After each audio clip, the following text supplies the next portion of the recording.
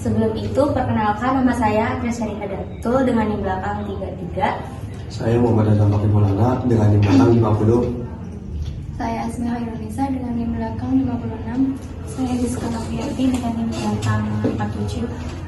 Saya Zulfa Sami dengan NIM belakang 39. Cekidot.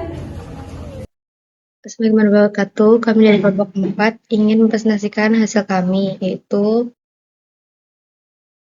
di sini ada tujuan pembelajaran. Yang pertama ada organisasi kurikulum, ada jenis organisasi kurikulum, ada model organisasi kurikulum. Nah, yang pertama ini ada organisasi kurikulum. Dari organisasi kurikulum pengertiannya yaitu pola atau desain bahan kurikulum yang tujuannya untuk mempermudah siswa dalam mempelajari bahan pelajar, serta mempermudah siswa dalam melakukan kegiatan belajar sehingga tujuan pembelajaran dapat dicapai secara efektif. Ada beberapa faktor yang perlu dipertimbangkan dalam organisasi kurikulum. Di antaranya yang pertama itu ada ruang lingkup dan urutan bahan. Yang kedua ada kontinuitas kurikulum. Yang ketiga ada keseimbangan bahan pelajaran. Yang keempat ada alokasi waktu. Nah, ada juga bentuk organisasi kurikulum. Di dalam studi kurikulum dikenal beberapa bentuk organisasi kurikulum yang memiliki ciri tersendiri dan tampaknya mengalami proses perkembangan secara berurutan sejalan dengan berbagai penentuan baru dalam ilmu kurikulum. Bentuk yang paling dikenal dan sangat meluas pemakaiannya adalah subjek kurikulum. Subjek berarti mata pelajaran. Subjek jangan dikacaukan dengan subjek matter yang berarti bahan pembelajaran. Nah, di sini ada tujuan organisasi kurikulum. Yang pertama itu ada mempermudah peserta didik dalam mempelajari bahan ajar. Yang kedua itu ada mempermudah siswa dalam melakukan kegiatan belajar.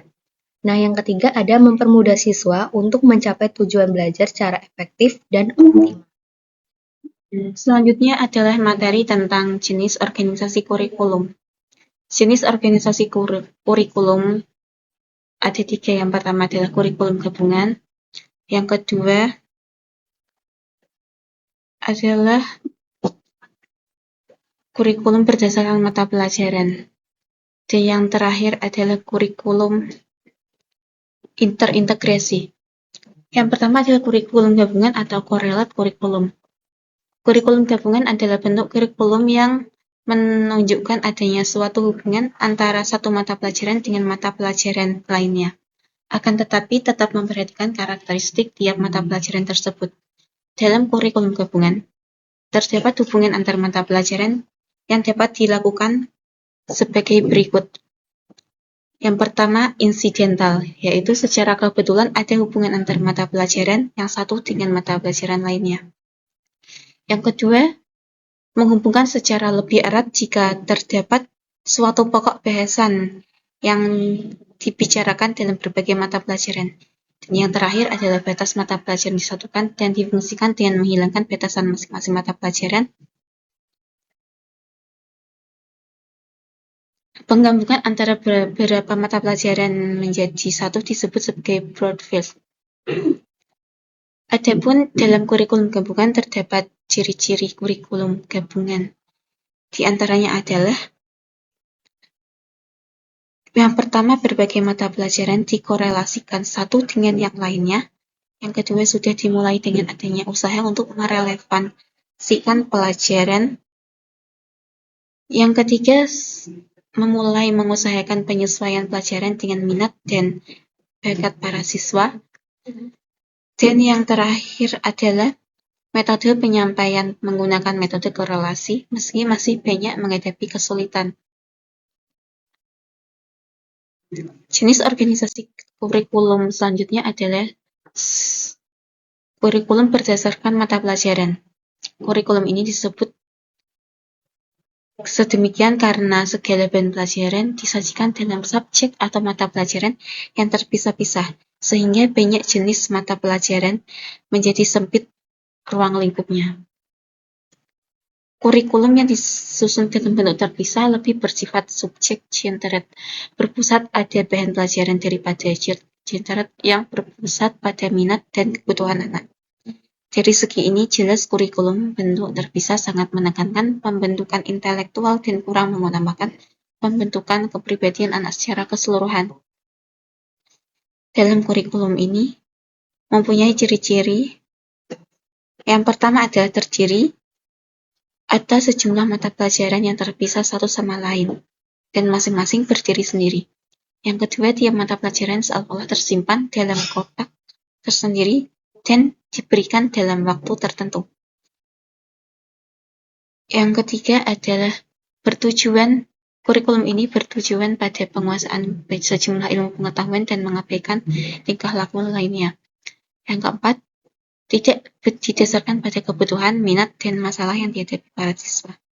Yang kelima, bentuk kurikulum yang tidak mempertimbangkan kebutuhan, masalah, dan tuntutan yang senantiasa berubah dan berkembang. Dan yang terakhir adalah pendekatan metodologi mengajar yang digunakan adalah sistem penuangan. Baik, selanjutnya yang ketiga adalah ada integrate kurikulum. Integrate kurikulum atau kurikulum terintegrasi adalah pendekatan pendidikan yang mengintegrasikan berbagai mata pelajaran atau disiplin ilmu ke dalam pembelajaran yang menyeluruh. Dalam kurikulum terintegrasi, berbagai topik atau konsep dipelajari secara bersamaan atau saling terkait untuk menciptakan pemahaman yang lebih mendalam dan kontekstual bagi siswa. Beberapa ciri khas dari kurikulum terintegrasi adalah yang pertama, keterkaitan antar mata pelajaran. Kurikulum terintegrasi menekankan keterkaitan antara berbagai mata pelajaran, sehingga siswa dapat melihat hubungan antara konsep-konsep yang dipelajari di berbagai bidang studi. Yang kedua, pembelajaran berbasis proyek. Seringkali kurikulum terintegrasi menggunakan pendekatan pembelajaran berbasis proyek, di mana siswa terlibat dalam proyek atau tugas yang mencakup aspek-aspek dari beberapa mata pelajaran sekaligus. Yang ketiga, pengembangan keterampilan lintas mata pelajaran. Siswa tidak hanya mempelajari fakta atau konsep dari berbagai mata pelajaran, tetapi juga mengembangkan keterampilan lintas mata pelajaran, seperti keterampilan berpikir kritis, keterampilan berkomunikasi, dan keterampilan kolaborasi. Yang keempat, pembelajaran kontekstual. Pembelajaran dalam kurikulum terintegrasi seringkali disajikan dalam konteks nyata atau relevan dengan kehidupan sehari-hari, sehingga siswa dapat melihat aplikasi langsung dari apa yang mereka pelajari. Yang kelima, kolaborasi antara guru. Kurikulum terintegrasi memerlukan kolaborasi antar guru dari berbagai mata pelajaran untuk merencanakan menyampaikan pembelajaran yang terintegrasi. Yang keenam, penghargaan terhadap keanekaragaman siswa. Kurikulum terintegrasi seringkali menghargai keanekaragaman siswa dan meminta siswa untuk mempelajari minat, bakat, dan cara belajar sendiri. Model organisasi kurikulum. Model organisasi kurikulum yang pertama yaitu kurikulum subjek akademis. Kurikulum subjek akademis merupakan model kurikulum yang berfokus pada penguasaan materi atau konten akademis. Beberapa karakteristik utama kurikulum subjek akademis adalah berpusat pada mata pelajaran atau subject-centered, menekankan pada penguasaan pengetahuan, berorientasi pada hasil belajar, bersifat formal dan terstruktur. Kurikulum subjek akademis memandang peserta didik sebagai individu yang harus menguasai pengetahuan dan keterampilan akademik. Pendekatan ini bertujuan untuk membekali peserta didik dengan kemampuan intelektual yang kuat dalam berbagai disiplin ilmu. Selanjutnya yaitu kurikulum humanistik.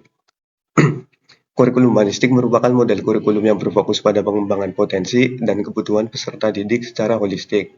Beberapa karakteristik utama kurikulum humanistik adalah berpusat pada peserta didik, menekankan pada pengembangan kepribadian, berorientasi pada proses belajar, fleksibel dan adaptif. Kurikulum humanistik memandang peserta didik sebagai individu yang unik dan memiliki potensi untuk berkembang. Pendekatan ini bertujuan untuk memfasilitasi peserta didik dalam mengaktualisasikan dirinya dan mencapai perkembangan optimal secara holistik, baik dari segi intelektual, emosional, sosial, maupun spiritual. Model organisasi kurikulum yang ketiga adalah kurikulum rekonstruksi sosial. Anna Sayodi Sukmadinata, ia mengungkapkan bahwa kurikulum rekonstruksi sosial lebih memusatkan perhatian pada problema-problema yang sedang dihadapi oleh masyarakat. Ada beberapa ciri yang khusus dimiliki dalam desain kurikulum rekonstruksi sosial, yaitu sebagai berikut. Yang pertama, asumsi. Tujuan utama kurikulum rekonstruksi sosial adalah menghadapkan para siswa pada tantangan, ancaman, hambatan-hambatan, atau gangguan-gangguan yang dihadapi manusia. Yang kedua, masalah-masalah sosial yang mendesak. Kegiatan belajar dipusatkan pada masalah sosial yang mendesak. Yang ketiga, pola-pola organisasi. Pada tingkat sekolah menengah, pola organisasi disusun seperti sebuah roda. Di tengah-tengahnya, sebagai poros, dipilih suatu yang menjadi tema utama. Model organisasi kurikulum yang keempat adalah kurikulum teknologis. Kurikulum teknologis adalah kurikulum yang dirancang untuk mempersiapkan peserta didik agar memiliki pengetahuan, keterampilan, dan sikap yang diperlukan dalam menghadapi perkembangan teknologi. Kurikulum ini biasanya mencakup mata pelajaran atau topik-topik terkait dengan teknologi informasi, komputasi, rekayasa, dan inovasi. Inti dari pengembangan kurikulum teknologis adalah penekanan pada kompetensi, pengembangan dan penggunaan alat, dan media pengajaran bukan hanya sebagai alat bantu, tetapi bersatu dengan program pengajaran dan ditujukan pada penguasaan kompetensi tertentu.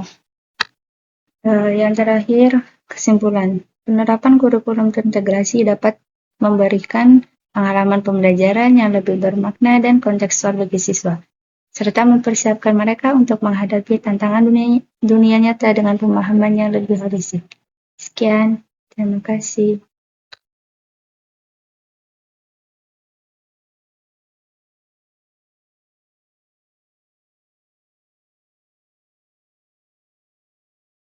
Sekian dari kelompok kami, kurang lebihnya mohon maaf. Wassalamualaikum warahmatullahi wabarakatuh.